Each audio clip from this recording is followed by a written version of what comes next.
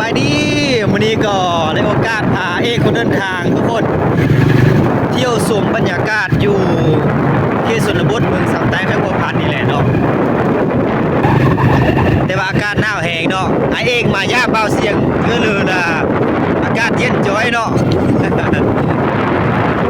นี่ก็สองไอ้น้องก็จะพาเลาะเขตชนบทบ้านมงเนาะไปเบิ่งเศร้ามงกระโปรงลายสมองฟุกงามใน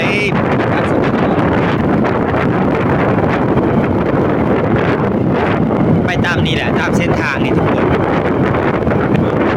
เขาหากาเลี้ยวนี่นะหากาเลี้ยวนี่แหละมีบริษัททางเวียดนามหรือว่าบริษัทยังต่างๆเนี่ยมาช่วยปรับปรุงหรือว่าซ้อมเส้นทางสานเมืองเนาะเขตนี้วิวงามเนาะ วิวงามเลยทุ่งนา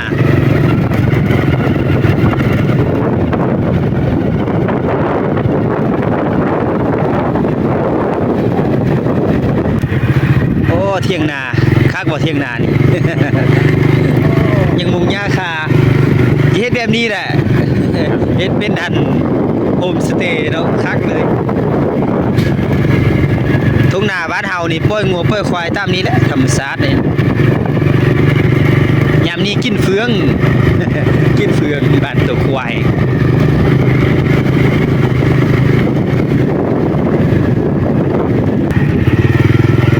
ตัวหนาโอ้เล่นอะไรวะทางนี้ฮะจะเดี่ยวไปเห็นทางเฮือนเฮาได้วิว วิวทางเฮือนเฮา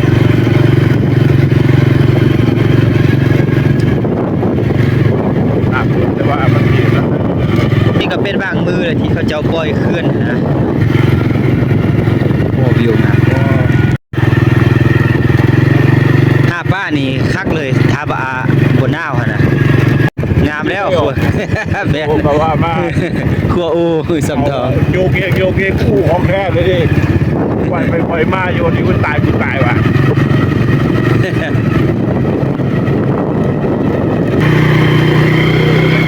งามเลย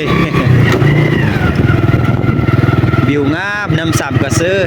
แต่บ่มีคนไปหาป้านะอากาศเย็นโพด หนาวโพด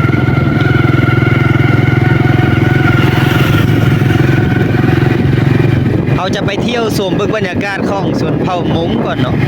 เรือไปสำทองก่อนจะขึ้นมา ต้องลองก่อนเมื่อน้อยมันสีเลือกเปลี่ยน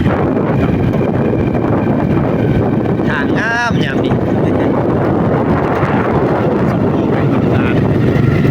ตอนนี้สำทองเปลี่ยนไปเด้อทางก็ได้ทางงามแล้วมันหน้าฝนก็ได้แล้วนี่หน้าฝนมันมืดแล้วนี่แต่ฝนตกนี่ยอมรับเลยต้องมา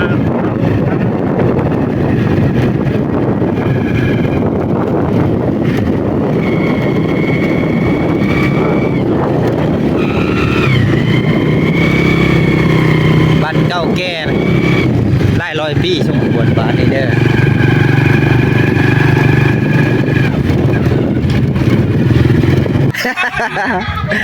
เอาขนมมาแจกเล็กน้อยโดยมาแจกขนมกับไอเอก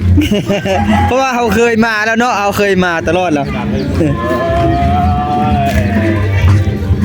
บรรยากาศของบ้านสำทองทุกคนเพราะว่ามีเล็กน้อยนะฮักบ้านนี้นะก็เลย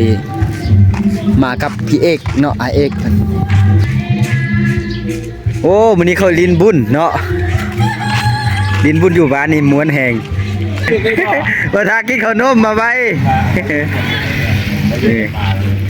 มาแล้วไปบอกมู่มาไล่คนเลยเนาะจึงม้วนเลยเนาะมาท้าเอาขนมน้ำเบาเสียงกันไอเอกบรรยากาศคักเลยเนาะมาเด้อเอาขนมเด้อจีเจขนม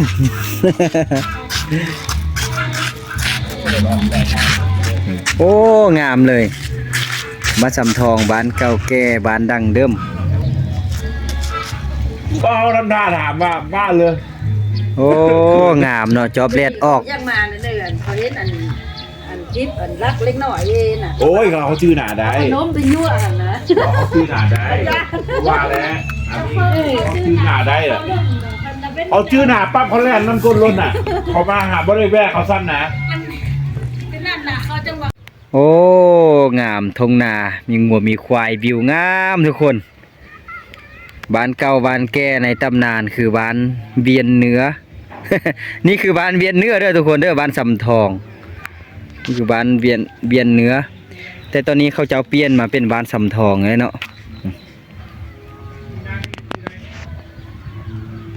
โอ้ยมาแล้วเนาะมาท้าเอาขนมเนาะ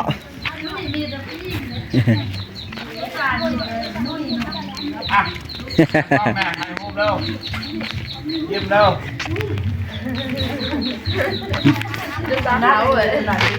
ควายไล่เด้อได้บ้านเฮานี่ไอ้เอกก็ปล่อยแบบนี้เด้อได้บ่ยานได้ยันรักเขาเจ้ารักนะคักเนาะโอ้ธรรมชาติคักเลยบ้านเฮาเขาไก่น้อยหมดอ่ะนี่ ตัวอะไรเจ้าน้องจริง แม่นได้หลายเจ้าหลายคน แล้วเขาเจ้าบ่ลงเลยเขาจะไม้หู้มันไปได้แล้วก็ข้องเฟือข้องมันสินะบ่มีคนขี้รักบ่มีหยังเด้อเขาก็ปล่อยตามธรรมชาติงามบรรยากาศทุ่งนา โอ้เด็กน้อยเขาเจ้าจะมาลิ้นบ่าวนี่แท้นี่เป็นสถานที่ลิ้นของเด็กน้อยเขตชนบทก็คือทุ่งนาเนี่ยทุกคนเนาะ แม่เพิ่นกำลังเบิ่งบ่าวอยู่นี่บ่าวกำลังขึ้น โอ้ขึ้นเทิงนี้นี่ นี่เขาเจ้าลิ้นนี่แหละ โอ้อันนั้นน่ะอันเลือดอ่ะเที่ยง ฮะนั่นทางนั้นคือบัดเก่า วัดเก่า บัดเก่าบัดแก่ในตำนาน ที่เขาเจ้าลือซื้อลือซานี่แหละมื้อนี้จะพาเอกย่างเลาะลงเบิ่งเด้อบ่าวเสียงกะจะพาพี่เอกเนาะเอกคนเดินทาง เที่ยวชมเบิ่งบรรยากาศของวัดเก่าแก่อยู่ในเมืองสำไต้แขวงหัวพันนี่แหละทุกคนก็คือวัดซี่มงคลเนาะวัดซี่มงคลวัดซี่มงคลนี่เป็นวัดเก่าแก่เนาะที่ว่าปัจจุบันนี่เป็นวัดห้างบ่มีพระสงฆ์สามเณรเนาะประจำวัดตั้งอยู่บ้านสำไต้วัดเก่าเนี่ยเนาะบ่มีสามเณรหรือว่าบ่มีอันครูบ้าเนาะอยู่สินะประมาณนี้ แล้วก็วัดนี้ห่างจากเทศบาลเมืองสำไต้มา2 กิโลเนาะหรือว่า2 ลักนั่นเองทุกคนเขาเจ้าเริ่มสร้างเนาะเริ่มสร้างวัดนี้ขึ้นในระหว่างปีคศ1917ถึง1925ด้วยพระส้มเด็ดสีเนาะได้กระเจ้าศรัทธาในการสร้างแมนเพียอินแห่งตะแซงสำไต้เพียอินแห่งตะแซงสำไต้ในเมื่อก่อนว่าซั่นซะเนาะโอ้ก็ได้ศตวรรษ ได้จักศตวรรษแล้วว่าทุกคนเนาะ1917ถึง1925เนาะแล้วก็ในเขตบ้านนี้ประกอบมีท่าบอนณวัตถุที่สวยงามคือพระธาตุสูงประมาณ30 เมตรเนี่ยทุกคน30 เมตรเนาะแล้วก็ยังมีจำนวน2 องค์เลยเนาะแล้วก็ธาตุส่งดอกบัวนี่2 องค์แล้วก็และห่อบูชา2 องค์เนาะแม่นเจ้าศรัทธาเดียวกันแหน่เพิ่นว่านี่ก็คือประวัติเนาะประวัติ ได้มีพิธีเขาเจ้าบื้อซิมว่าสิเนาะประมาณนี้นะสมโพธิพระและก็เบิกบัตรพร้อมกันในปี1932นับแต่นั้นมาบัดแห่งนี้ได้เป็นลักบ้านลักเมืองเนาะทุกคน เป็นบัดที่ลักบ้านลักเมืองทุกคนบัดนี้เนาะบัดเก่าแก่ในเพิ่นก็มีประวัติศาสตร์ของเนาะประวัติศาสตร์ที่เขาเจ้าเนาะประวัติศาสตร์ของเจ้าเนาะมีตำราหรือว่าตำนานเพิ่นได้ทุกคนเนาะ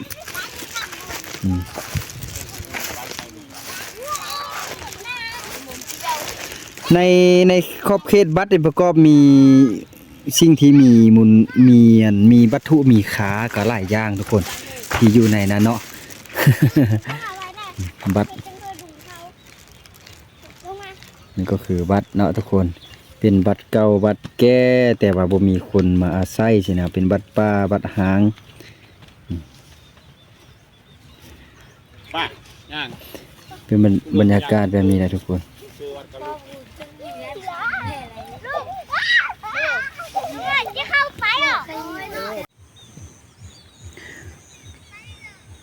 บัดเก่าแก่เนาะวัดศรีมงคลทุกคนโอ้ยังงามเนาะยังเป็นแบบลังเดิมเป็นแบบโบราณแท้ๆเลยแต่ว่าบัดศรีมงคลนี่เขาจะย้ายได้ไอ้เอกเข้าไปสร้างอีกบัดหนึงอยู่ทางบ้านทางสำไตบ้านสำไตเขาจะเอาแบบนี้เลย เขาจะเอาแบบนี้เลยเลย บ้านทำเตอร์อยู่ที่ทางอุ่นเนาะ แม่นเป็นบ้านเบียนเตอในแต่กี้หั่นนะเขาแต่กี้นี่เขาตั้งจุดเมืองอยู่ที่นี้เนาะแต่เขาเป็นบ้านเก่าแก่เอิ้นบ้านเบียนเตอเนาะเป็นเจ้ากกเจ้าเล่าว่าซั่นซะแต่เขาเจ้าย้ายจากอันรูปทรงแบบนี้น่ะไปตั้งอีกหลังหนึงทางนั้น เขาเจ้าหากะฉลองหรือว่างานได้2ปีนี่แหละ ว่าง่ายๆว่าบ้านบอนนี้เนี่ยคือที่ตั้งเมืองเก่าเนาะ แม่นที่ตั้งเมืองเก่าในแต่กี้แม่น นานเลย แม่น คือเมืองเลยก่อน ซื้อเมืองสำแต่กี้นี่เขาเอิ้นเมืองสำเตอเนาะแต่ก็ยังแต่แล้วบ้านทางเหนือก็เป็นบ้านสำเตอแต่ในปัจจุบันนี่เขาจะเขียนแบบว่าเป็นศัพท์ภาษากลางหน่อยนึงหั้นนะก็เลยว่าเป็นเมืองสำไตสิประมาณนี้หั้นนะจังว่าเขาเจอยากเนาะบางคนเขาจะว่าเบาว่าสำเตอกับสำไตมันยากถ้าที่จริงมันต่างบ่ก็บ่ต่างได้มันคือกัน แต่ว่าศัพท์ภาษาท้องถิ่นสำเนียงต่างเนาะ ดูรูปทรงนี่วัดนี่คืออยู่เมืองกวันกะเห็นบ่ แม่น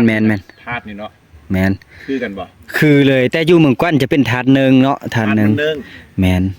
จริงๆแล้วอยู่วัดแนวนี้เนี่ยธาตุแบบนี้เนี่ยอยู่อันเซินลาก็มีได้อยู่เงอันก็มีได้เมืองแซนน่ะ เกี่ยวกับเฮาเบิ่งประวัติศาสตร์นี่จะแม่นเจ้าชาทานี่มันลักษณะว่าตอนนั้นหั่นน่ะก็คือว่าเจ้าชาทาผู้หนึงผู้เดียวประมาณนี้หั่นน่ะเลาะที่สร้างวัดสร้างบานะ ก็ต้องระดับใหญ่แล้วเนาะ แม่น สวยดีนะครับเสียดายนะครับ บัดนี้เขาสร้างขึ้นในปี1917ได้1917เทิง1925จังสำเร็จบัดเพราะว่าเฮาเบิ่งตามมันประวัติศาสตร์ มันจังเหาะมันจังห่างลงย้อนสงคราม ก็ย้อนถึกสงครามทำลายได้เนาะส่วนหลายแล้วก็แล้วเขา ดีเนาะ แม่นแล้วเขาก็ย้ายเมืองหั้นนะย้ายบ้านย้ายเมืองไปแล้วก็ปะ พอมีสงครามกันนี้ แม่ คน นซัมเตอร์นี่ไปอยู่ทางคำเกิดก็หลายเห็นบ่ช่วงนั้นน่ะเนาะ แม่น คนทางซัมใต้ที่หนีไปทางมีการกวาดต้อนนั่นแหละครับประมาณอย่างนั้นครับ เขาเจ้านี่ไปอยู่ทุกจุดของประเทศลาวนี่เลยนะคนเมืองสำไตนี่คนเมืองสำเตอไปก็เลยก็บ่ลืมสำเนียง สำเนียงเสียงเบาสำเตอนี่นะทุกคนเนาะนี่